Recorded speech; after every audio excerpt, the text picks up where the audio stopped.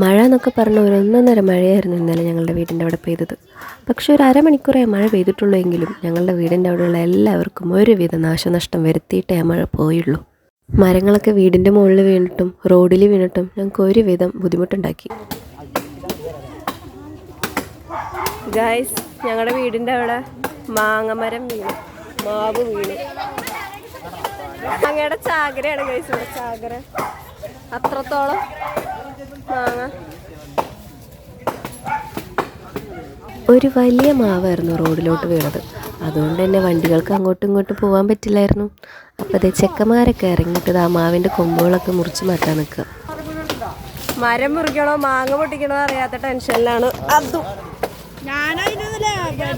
ഇത് ഇവന്റെ വീട്ടിലത്തെ മാങ്ങ മരം കേട്ടോ, അല്ലേ?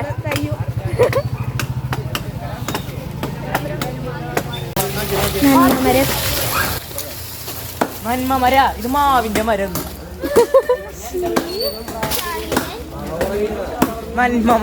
ഇവിടെ ഫുള്ള് മരം മുറിഞ്ഞ് കിടക്കുക.